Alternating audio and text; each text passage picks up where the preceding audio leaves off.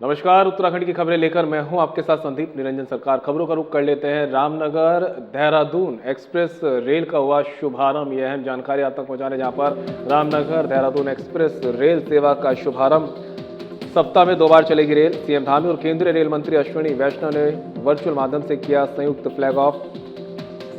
Rail मंत्री ने उत्तराखंड में रेलवे के विस्तार के लिए सीएम धामी के प्रयासों को सराहा। सीएम ने महत्वपूर्ण सौगात के लिए पीएम मोदी और रेल मंत्री का जताया आभार। रेल सेवा उत्तराखंड की विकास यात्रा में एक महत्वपूर्ण उपलब्धि कहना है सीएम धामी का। नई रेल सेवा कुमाऊं गढ़वाल के बीच विकास की बनेगी नई जीवन रेखा। पीएम के दूरदर्शी नेतृत्व में उत्तराखंड में रेलवे अवसंरचना का तेजी से हो रहा विस्तार। पीएम नरेंद्र मोदी के नेतृत्व में भारतीय रेलवे आधुनिकता के नए युग में कर चुकी प्रवेश। कुमाऊं गढ़वाल और पश्चिमी उत्तर प्रदेश के बड़े क्षेत्र से प्रदेश की सीधी और सुगम रेल कनेक्टिविटी होगी स्थापित। यात्रियों, विद्यार्थियों, व्यापारियों, कर्मचारियों और पर्यटकों की सुरक्षित, सुविधाजनक और समयबद्ध यात्रा का मिलेगा लाभ। रेलवे सुरक्षा, गति, तकनीकी उन्नयन और यात्री सुविधाओं के क्षेत्र में हुए अभूतपूर्व परिवर्तन।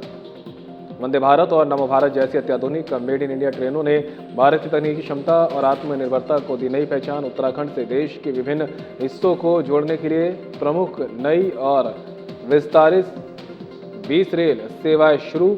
राज्य के 11 रेलवे स्टेशनों का किया जा रहा आधुनिकीकरण।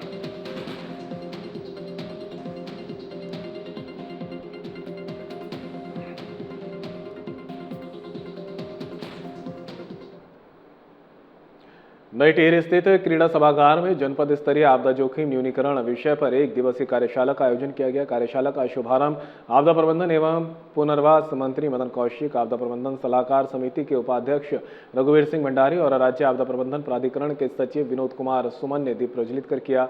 इस अवसर पर आपदा प्रबंधन मंत्री मदन कौशिक ने कहा कि उत्तराखंड राज्य ने पिछले 25 वर्षों में आपदा प्रबंधन के क्षेत्र में उल्लेखनीय कार्य किए हैं। आपदा प्रबंधन केवल संसाधनों की उपलब्धता तक सीमित नहीं है, बल्कि आपदा के समय किस क्रम में क्या कार्य किया जाना है, इसके लिए सभी संबंधित विभागों और कर्मियों को प्रशिक्षित और तैयार करना आवश्यक है। राज्य आपदा प्रबंधन प्राधिकरण के सचिव विनोद कुमार सुमन ने कहा कि अब आपदा प्रबंधन विभाग केवल आपदा आने पर ही कार्य नहीं करता, बल्कि पूरे वर्ष प्रशिक्षण कार्यशालाओं, मॉक ड्रिल, जन जागरूकता कार्यक्रमों, आधुनिक उपकरणों के उपयोग, सचेत ऐप, सेल ब्रॉडकास्ट प्रणाली और अन्य तकनीकी माध्यमों के जरिए पूर्व तैयारी की जाती है। वहीं डीएम नितिका खंडेलवाल ने जनपद में मानसून और आपदा प्रबंधन की तैयारियों की जानकारी दी। उन्होंने बताया कि जनपद में जेसीबी मशीनों की जीपीएस लोकेशन के साथ तैनाती की गई है। आपदा प्रबंधन को लेकर अलग से बैठक कर सभी आवश्यक तैयारियां पूरी कर ली गई हैं।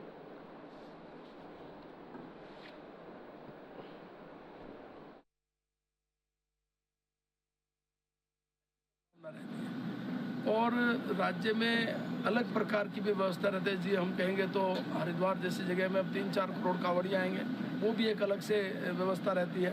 अगर हम कहेंगे 4 धाम यात्रा हमारी इस प्रकार की है, तो हम इन सबको ध्यान में रखते हुए जो हमारा डिपार्टमेंट है, जो आपदा प्रबंधन की दृष्टि से हमने सारे काम किए। आज यह 1 दिवसीय कार्यशाला टिहरी में आयोजित हो रही है, लेकिन ये हम 13 जनपदों में कर रहे हैं। आज यहाँ से हम लोगों ने शुरुआत की है, तो यहाँ हमारे जितने अधिकारीगण हैं या अन्य लोग हैं, उन सबको एक एक करके हम सारी चीज़ें बताएंगे हमें क्या करना है। आज से शुरुआत किया है माननीय मुख्यमंत्री जनपद से। हम लोग जनपद में जाके आपदा के बारे में जो भी तैयारी को पुख्ता रूप दिया जाना है, जो हमारे पास वैज्ञानिक उपकरण हैं, संसाधन हैं, वैज्ञानिक टेक्निक है, ऐप्स हैं, कैसे उपयोग करें, कैसे वो हमारे लिए यूजफुल हो सकते हैं, कैसे पब्लिक को अवेयर करें उसके बारे में, पब्लिक कैसे उसका फ़ायदा उठावे उसके बारे में बताने का प्रयास किया है। और उसी की कड़ी में आज ये कार्यशाला रखी गई है। आज ये पहला दिन है, टिहरी जनपद से शुरू किया गया। इस बार हम लोग सारे राज्य में सभी 13 जनपदों में इस तरह का कार्यक्रम शुरू किया गया। इस बार हम लोग सारे राज्य में सभी 13 जनपदों में इस तरह का कार्यक्रम के माध्यम से सभी को रिक्वेस्ट करूंगी, जो सचेत ऐप है वो बहुत एक्यूरेट ऐप है और वो वार्निंग्स भी देती है और हमें हर 3 घंटे भी बताती है, तो उसको भी जरूर डाउनलोड करें। भूदेव भी है जो हमें अर्थक्वेक के बारे में बताती है। तो मेरा रिक्वेस्ट है कि एटलीस्ट ये सभी ऐप सब लोग डाउनलोड करें। सचेत ऐप सिर्फ हम अधिकारियों के लिए नहीं, सभी के लिए, तो आप लोग भी प्लीज डाउनलोड करें और आपके माध्यम से मैक्सिमम जनता को भी आप अवेयर कराइए, क्योंकि ये ऐप हमें 3-3 घंटे में मौसम का एक्यूरेट बिल्कुल सटीक अलर्ट जो है वो देती रहती है। और उससे लगता है कि हर इंसान, जैसे अगर मुझे कहीं आवागमन के लिए बाहर निकलना है और अगर मुझे अलर्ट मिल गया कि तेज बारिश होने वाली है, तो शायद मैं अपने काम को उस समय आवागमन के लिए ना निकलूं, और फिर बहुत ही जरूरी हो या इमरजेंसी शहरी विकास मंत्री राम सिंह केड़ा ने विधानसभा स्थित सभागार कक्ष में प्रदेश के जिलों में कार्यरत सफाई कर्मचारी और पर्यावरण मित्रों की विभिन्न समस्याओं पर संघ के पदाधिकारियों के साथ बैठक की और उनकी मांगों पर विस्तृत चर्चा की। बैठक के दौरान मंत्री केड़ा ने अनशन पर बैठे कर्मचारियों की मांग पर सार्थक चर्चा कर जूस पिलाकर अनशन तोड़ाया। उन्होंने कहा कि हमारी सरकार का प्रयास है कि पर्यावरण मित्रों की विभिन्न समस्याओं को जल्द से जल्द समाधान हो। इस दिशा में सकारात्मक प्रयास किए जा रहे हैं। मंत्री ने कहा कि हमारी सरकार देवभूमि उत्तराखंड सफाई मजदूर संघ से जुड़े परिवारों के हितों के संरक्षण के लिए प्रतिबद्ध है। शहरी विकास मंत्री ने कहा कि नगर निगम, नगर पालिका, नगर पंचायतों, ग्राम पंचायतों में साफ सफाई अभियान के साथ साथ हरियाली भी बनी रहे, इस दिशा में भी सरकार कदम उठा रही है।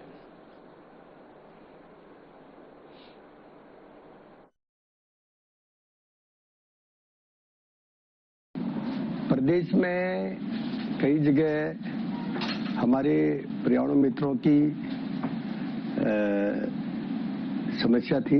उन सभी समस्याओं को लेकर के उनके जो विभिन्न स्थानों में जो संगठन है उनके लोग आए थे, उनके जो संघ के नेता हैं वो लोग आए थे, उनके साथ बैठक हुई और हमारा प्रयास है, हमारी सरकार का प्रयास है कि जो पर्यावरण मित्र हैं उनको जो उनकी समस्या है उनका समाधान हो और जो भी हमसे हो पाएगा उन समस्याओं का समाधान करने का हम और हमारी सरकार काम कर रही है।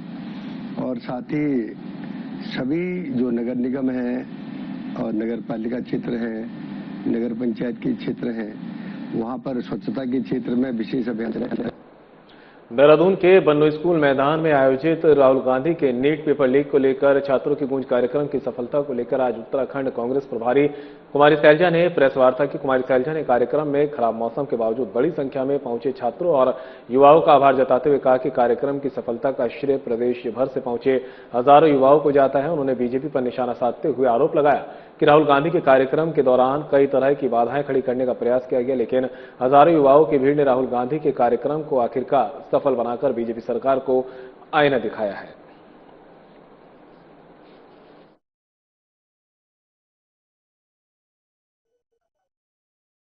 कार्यक्रम नेता राहुल गांधी जी का छात्रों की गूंज कार्यक्रम को आपने देखा, आगे आपने उसकी रिपोर्टिंग भी की, प्रचार प्रसार आपने किया। आपका भी धन्यवाद और उन सभी लोगों का आपके माध्यम से धन्यवाद करना चाहूंगी जिन्होंने इस कार्यक्रम को सफल बनाने में पूरा योगदान दिया।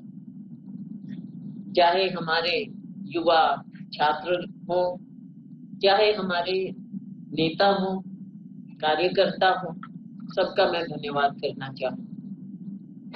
थोड़े दुख की बात जरूर हुई कि हमारे एक साथी अमर मेहता जी हादसे के कारण उनकी जान गई। वो भी मैं समझती हूँ कि जैसा हम कहते हैं कि ड्यूटी पर कार्यक्रम की सफलता के लिए वो वहां गए, देख रेख कर रहे थे, उनको हम श्रद्धांजलि देते हैं। और हमारे नेता राहुल गांधी जी ने भी सबसे पहले उन्हें श्रद्धांजलि दी और परिवार के दुख में वो शामिल हुए। और फिलहाल रुकेंगे ब्रेक के लिए, कहीं मत जाइएगा, जल्द होंगे हादसे।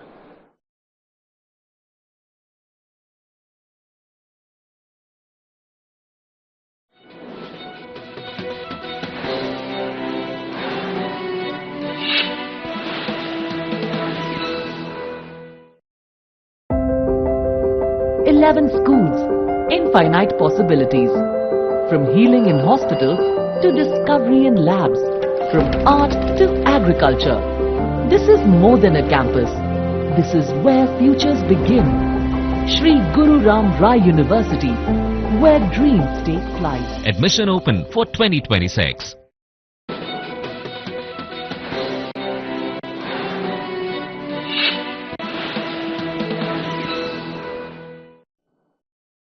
ब्रेक के बाद आप सभी का फिर से स्वागत है। खबरों में आगे बढ़ते हैं। ऋषिकेश 4-6 लेन परियोजना अहम जानकारी आप तक पहुंचा रहे हैं, जहां पर ऋषिकेश में 4 और 6 लेन परियोजना सीएम धामी ने लिया जनता और पर्यावरण प्रेमियों की चिंताओं का संज्ञान। परियोजना भारतीय राष्ट्रीय राजमार्ग प्राधिकरण की एक महत्वपूर्ण अवसंरचना। सीएम धामी उच्च न्यायालय के निर्देशों आवश्यक वैधानिक पर्यावरणीय स्वीकृतियों और प्रक्रियाओं का पालन कर की जा रही थी कार्रवाई। परियोजना में वन्यजीव संरक्षण का रखा गया ध्यान।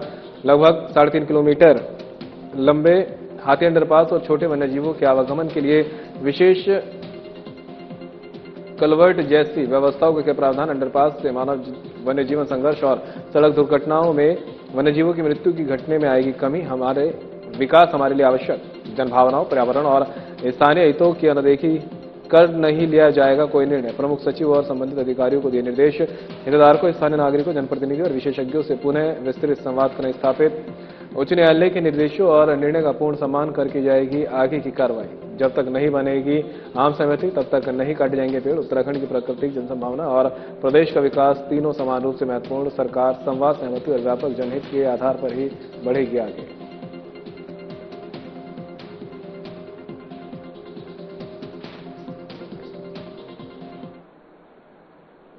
खबर पर ज्यादा जानकारी के लिए उत्तराखंड से हमारे ब्यूरो चीफ कमल शर्मा हमारे साथ जुड़ गए हैं। कमल, ऋषिकेश में 4 और 6 लेन परियोजना को लेकर सीएम धामी का जो बयान है वो सामने आया। उन्होंने कहा कि जब आम सहमति बनेगी, लोगों से बातचीत की जाएगी, तभी आगे काम होगा। क्या कुछ पूरा अपडेट है, क्या कुछ मामला है, ये आपसे जानना चाहेंगे। कहें तो पिछले लगभग हम कहें तो 1 हफ्ते की अगर हम पिछले की बात करें तो लगभग 1 हफ्ते से यहाँ पर ऋषिकेश भानियावाला चौड़ीकरण का यहाँ रोड का काम चल रहा है और जिसमें 4000 पेड़ यहाँ पर काटने के लिए यहाँ पर वन विभाग ने कार्य शुरू कर दिया। और जिस दिन से ये कटान शुरू हुआ है उस दिन से यहाँ पर महिलाएं हो, प्राइवेट विद हो और अन्य लोग हो जो लगातार यहाँ पर विरोध कर रहे हैं लगातार। और उसमें पुलिस भी वहाँ पहुंच रही है, कई लोगों की अरेस्टिंग हो रही है, बाद में उनको छोड़ भी रहे हैं। तो ये मामला काफी दिन से लगातार चल रहा है और भारी विरोध यहाँ पर वन विभाग को झेलना पड़ रहा है। तो उसके बाद हम देख रहे थे कल यहाँ पर राहुल गांधी का यहाँ पर दौरा था यहाँ पर, और कल राहुल गांधी आए थे। लेकिन जब राहुल गांधी प्रोग्राम खत्म करके लगभग हम कहे 9:30-10 बजे की बात है, वापिस एयरपोर्ट जा रहे थे तो वहां पर उसी रास्ते में ये पड़ता है जहां ये पेड़ों का कटान चल रहा है। वहां पर जो लोग विरोध कर रहे थे, नवयुवक थे, प्राइवेट थे, कई लोग थे, तो वहां पर उन्होंने गाड़ी रोक के, काफिला रोक के राहुल गांधी से मुलाकात भी की और उसको सारी चीज से अवगत कराया गया। तो वही राहुल गांधी का कहना था कि इसके लिए कांग्रेस पार्टी को मैंने निर्देश दिए हैं, वो भी आपके साथ इस आंदोलन में भागीदारी करेंगे। साथ ही उन्होंने कहा था जो मानसून सत्र शुरू हो रहा है इस मामले को जोर शोर से उठाया जाएगा। तो ये चीज भी मीडिया में काफी हाईलाइट चल रही थी कल रात से। और जब लगातार विरोध चल रहा था तो माननीय मुख्यमंत्री ने भी इसका संज्ञान लिया और फिर सारी चीजें बात की। तो उन्होंने फिलहाल इसका जो पेड़ कटान था इसको फिलहाल स्थगित कर दिया गया। और यही कहा गया है कि इन सब लोगों से अधिकारियों की एक समिति बनाई, अधिकारियों को कहा गया है कि ऐसा काम किया जाए विकास हो, पर विकास के काम में विनाश नहीं होना चाहिए। तो इन सब चीज को देखते हुए उन्होंने कहा है कि इन सब लोगों से बात की जाए, जो माननीय सुप्रीम कोर्ट का आदेश है उसको विचार किया जाए। सब चीज को करते हुए इन सब से बात करके सही कदम उठाया जाए। तो इसको लेकर आज स्वयं मुख्यमंत्री ने फिलहाल इस पेड़ कटान को रोक दिया है और एक उचित समिति बनाकर उन्होंने कहा है कि जो लोग विरोध कर रहे हैं और सामाजिक संगठन है, जो अन्य लोग हैं, इनके साथ बैठकर के इसका ऐसा रास्ता निकाला जा सके जिससे इन लोगों का विरोध भी समाप्त हो जाए और जो हमारा विकास का काम है, जो रोड चौड़ीकरण का है, वो भी हो सके। इसको लेकर आज निर्देश जारी किए हैं। कमल, तमाम जानकारी के लिए आपका बहुत बहुत शुक्रिया। 16 जुलाई को राहुल गांधी के कार्यक्रम की तैयारियों के दौरान ग्रिल गिरने से एक कांग्रेस कार्यकर्ता की मौत हो गई थी। इसके अगले ही दिन 17 जुलाई को बर्न स्कूल मैदान पर कांग्रेस प्रदेश अध्यक्ष गणेश गोदियाल समेत कई वरिष्ठ नेता मंच पर नाचते कूदते और जश्न मनाते दिखे। इस घटना की तस्वीरें और वीडियो सोशल मीडिया पर वायरल है। पूरे उत्तराखंड में आक्रोश है। लोगों का कहना है कि कांग्रेस के लिए कार्यकर्ता सिर्फ भीड़ जुटाने का साधन है, तो काम खत्म तो भूल जाओ। इसको लेकर बीजेपी ने हमला बोला है। बीजेपी का कहना है राहुल गांधी गरीब आम आदमी की बात करते हैं, लेकिन उनके कार्यक्रम में कार्यकर्ता की मौत पर संवेदना तक नहीं। कांग्रेस कार्यकर्ताओं को कुर्बान करने उनका अपमान करती है।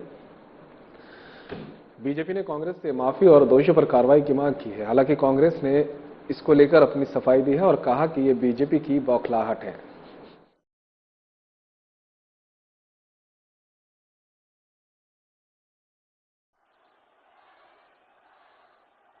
देखिए, निश्चित रूप से वो अपने कार्यक्रम में चाहे नाचे चाहे गाए, वो उनका लोकतांत्रिक अधिकार है जो वो कर रहे हैं। लेकिन समझने योग्य बात ये है कि शोक के समय संवेदना नहीं, श्रद्धांजलि ही मान है। और अपनों के मरने पर जश्न मनाए, ये कैसा सम्मान है? एक दिन पूर्व अभी उन्हीं के एक कार्यकर्ता की इतनी दर्दनाक मृत्यु उसी पंडाल में होती है और उसी कार्यक्रम की व्यवस्था के दौरान होती है। उसके बावजूद जिस प्रकार से वहां पर इनके प्रदेश अध्यक्ष से लेकर विधायक से लेकर सभी लोग नाच कर रहे हैं, उससे साफ तौर पर यह प्रतीत होता है कि ये अपने कार्यकर्ताओं के ही सगे नहीं है और कोई भी किसी भी प्रकार की इनके अंदर संवेदनशीलता रही नहीं गई है। नहीं तो इतना बड़ा कुकृत्य ये कैसे कर सकते थे। और इसी बात से ये पता लगता है कि जो अपनों का नहीं वो किसी का सगा नहीं, जो अपने कार्यकर्ताओं के इतनी दुखद मृत्यु के पश्चात इतना नाच गाना कर रहा है, तो वो क्या देवतुल्य जनता की किसी भी संवेदनशील मुद्दों को समझने योग्य है। भारतीय जनता पार्टी नहीं बोल रही है, ये भारतीय जनता पार्टी की बौखलाहट बोल रही है, क्योंकि सरकार ने साम दाम दंड भेद सारे लगा लिए, लेकिन राहुल जी के कार्यक्रम में जो भीड़ उमड़ी है, युवाओं का जो भीड़ उमड़ा है, वो देख करके शायद भारतीय जनता पार्टी के नेता अपने आप को काबू नहीं कर पा रहे हैं और बौखलाते नजर आ रहे हैं। यही वजह है कि आप इस तरीके की बातें कर रहे हो। जिस कार्यकर्ता की आप बात कर रहे हैं, वो कार्यकर्ता भी हमारे यही चाहते थे कि जो छात्रों की आवाज है, वो छात्रों की आवाज जो है राहुल जी तक पहुंचे। राहुल जी जो है छात्रों के लिए आगे काम करें, जिससे कि उनका जो भविष्य है वो अंधकार में ना जाए। तो आप ये मत कहिए कि जो है कांग्रेस क्या कर रही है, कांग्रेस असंवेदनशील है। आप ये बताइए कि आपकी संवेदना कहाँ गई जब इस प्रदेश की बेटी रिया थापा ने आत्महत्या की और मुख्यमंत्री से लेकर किसी भी नेता ने एक श्रद्धांजलि तक अर्पित नहीं की। ये खुद उनके पिता मंच से आकर के जो है बोल के गए हैं। तो ये बड़ी शर्म की बात है और मुझे लगता है कि लोकतंत्र की खूबसूरती यही है कि विपक्ष का मजबूत होना जरूरी है और विपक्ष जब सवाल उठाता है तो उन सवालों को सत्ता पक्ष में बैठे लोगों को सुनना चाहिए, ना कि क्रिटिसाइज करना चाहिए। अब हमारे नेतागण अपने नेता राहुल गांधी जी को देख के खुश होकर के अगर मंच पे उनके आवाज के नारे लगा रहे, इससे भी भाजपा को दिक्कत है। अरे भाई शर्म करिए, मुझे लगता है आंखों में कुछ तो शर्म भाजपा के होनी चाहिए। ऋषिकेश में कुंभ मेले को लेकर ऋषिकेश और मुनिकीरेती क्षेत्र में तैयारियां तेज हो गई हैं। मेले के दौरान उमड़ने वाली श्रद्धालुओं की भारी भीड़ को देखते हुए सुरक्षा के पुख्ता इंतजाम किए जा रहे हैं। एसएसपी कुंभ आयुष अग्रवाल ने बताया कि क्षेत्र का बारीकी से निरीक्षण किया है।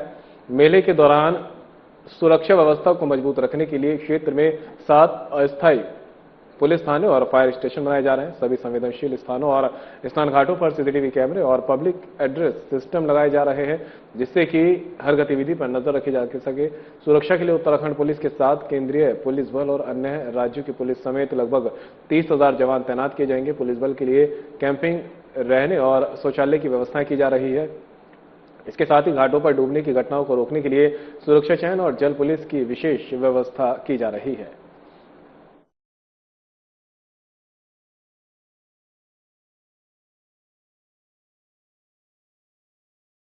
कुंभ मेला आयोजित होने वाला है, तो उसी को देखते हुए क्योंकि बड़ी संख्या में श्रद्धालुगण जो हरिद्वार में आते हैं वो ऋषिकेश, मुनिकीरेती, लक्ष्मण झूला क्षेत्र में भी आते हैं और यहाँ पर भी हमारे 7 पुलिस थाने, टेम्परेरी पुलिस थाने बनाए जाते हैं।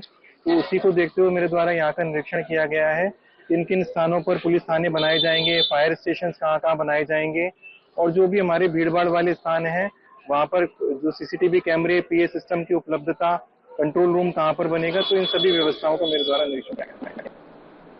देहरादून में दुर्लभ बीमारियों से पीड़ित बच्चों को समयबद्ध और बेहतर उपचार उपलब्ध कराने के उद्देश्य से जिलाधिकारी डॉक्टर आशीष चौहान की अध्यक्षता में एक महत्वपूर्ण समीक्षा बैठक आयोजित की गई। बैठक में राष्ट्रीय बाल स्वास्थ्य कार्यक्रम के अंतर्गत चिन्हित बच्चों के उपचार, आर्थिक सहायता, रेफरल प्रक्रिया और उपचार की प्रगति का विस्तार परीक्षण किया गया है। बैठक में मुख्य चिकित्सा अधिकारी डॉक्टर मनोज शर्मा ने अवगत कराया कि भारत सरकार के राष्ट्रीय बाल स्वास्थ्य कार्यक्रम के अंतर्गत जनपद में अब तक 16 बच्चों का चिन्हीकरण किया गया है जो विभिन्न दुर्लभ बीमारियों से पीड़ित हैं। इन बच्चों का उपचार देश के विभिन्न विशेषज्ञ चिकित्सा संस्थानों में प्रस्तावित है। जिलाधिकारी डॉक्टर आशीष चौहान ने निर्देश दिए कि प्रत्येक पात्र बच्चे के उपचार की प्रक्रिया में किसी भी स्तर पर अनावश्यक विलंब न हो पाए। आवश्यक दस्तावेजों की पूर्ति, अनुमोदन, रेफरल एवं वित्तीय सहायता से संबंधित समस्त औपचारिकताएं निर्धारित समय सीमा में पूरी की जाए ताकि बच्चों का उपचार बिना किसी बाधा के जारी रह सके। जिलाधिकारी ने कहा कि गंभीर एवं दुर्लभ बीमारियों से पीड़ित बच्चों को समय पर गुणवत्तापूर्ण चिकित्सा सुविधा उपलब्ध कराना जिला प्रशासन की सर्वोच्च प्राथमिकता है। जिलाधिकारी ने सभी संबंधित विभागों को आपसी समन्वय, संवेदनशीलता और तत्परता के साथ कार्य करते हुए सुनिश्चित करने के निर्देश दिए कि किसी भी बच्चे के उपचार में किसी प्रकार की प्रशासनिक अथवा वित्तीय बाधा उत्पन्न न हो।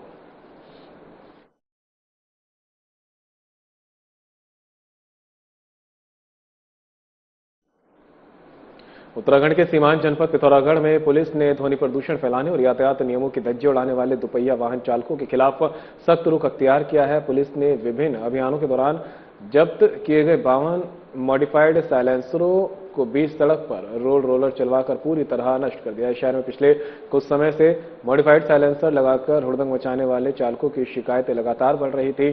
इनसे न सिर्फ यातायात नियमों का उल्लंघन हो रहा था, बल्कि बुजुर्गों, बच्चों और मरीजों को भारी ध्वनि प्रदूषण का सामना करना पड़ रहा था। पिथौरागढ़ पुलिस ने साफ किया कि नियमों का उल्लंघन करने वालों को किसी भी सूरत में बख्शा नहीं जाएगा। अगर भविष्य में भी कोई वाहन चालक मॉडिफाइड साइलेंसर का इस्तेमाल करता पाया गया तो भारी जुर्माने के साथ साथ वाहन सीज करने की कार्रवाई भी की जाएगी। इस कार्रवाई के बाद से साइलेंसर बदलकर सड़कों पर हुड़दंग मचाने वाले बाइकर्स में हड़कंप मचा हुआ है। वहीं स्थानीय जनता ने पुलिस के इस कदम की जमकर सराहना की।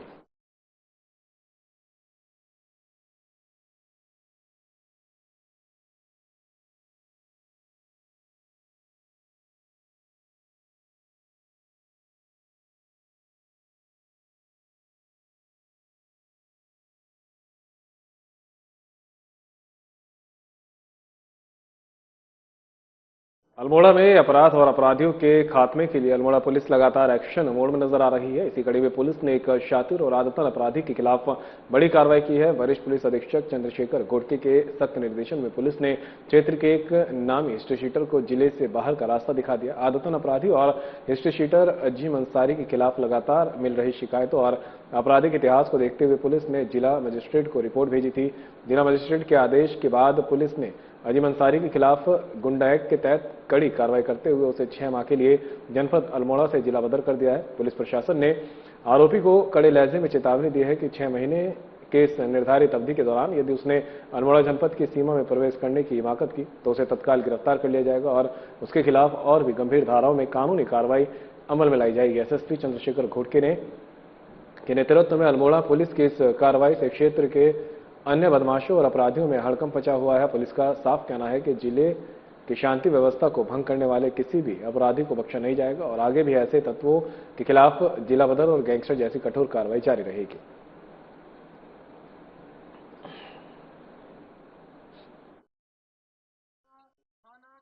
अजीम अंसारी पुत्र स्वर्गीय शफीक अंसारी निवासी मल्ला धनिया राजपुरा थाना कोतवाली अल्मोड़ा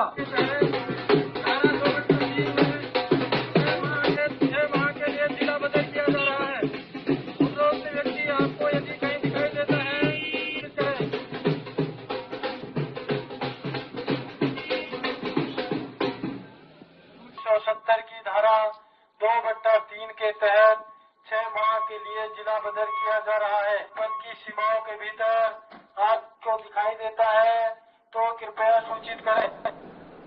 जनता के सुझावों से आकार ले रहा है राजधानी का भविष्य। हम जानकारी आप तक पहुंचा रहे जहां पर जनता के सुझावों से आकार ले रहा है राजधानी का भविष्य। देहरादून महायोजन 2041 जनता के सुझावों से आकार ले रहा है राजधानी का भविष्य। एमडीडीए ने जनसंवाद अभियान के 10वें दिन तहसील चौक पर हुई जनसुनवाई में वीसी बंशीधर तिवारी, सचिव मोहन सिंह बर्निया, संयुक्त सचिव गौरव चटवाल सहित प्राधिकरण के वरिष्ठ अधिकारी रहे उपस्थित। नागरिकों ने रखे विकास से जुड़े अहम सुझाव। राजधानी के भविष्य को लेकर बढ़ रही जनभागीदारी, यातायात, पार्किंग और आधारभूत ढांचे पर विशेष जोर, पर्यावरण और विकास के बीच संतुलन की मांग, स्थानीय जरूरतों के अनुरूप हो विकास की योजना। 20 जुलाई को सेक्टर 11 की होगी सुनवाई। जनभागीदारी से मजबूत होगी महायोजना, कहना वीसी बंशीधर तिवारी का। देहरादून महायोजना 2041 केवल दस्तावेज नहीं, राजधानी के विकास का विजन। हर सुझाव का होगा तकनीकी और विधिक परीक्षण।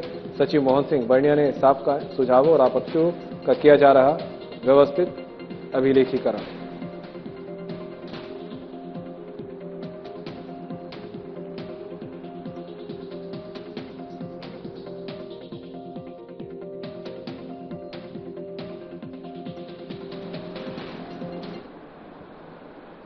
और फिलहाल बुलेटिन में मेरे साथ इतना ही, लेकिन जाते जाते एक नजर इस वक्त की बड़ी खबरों पर।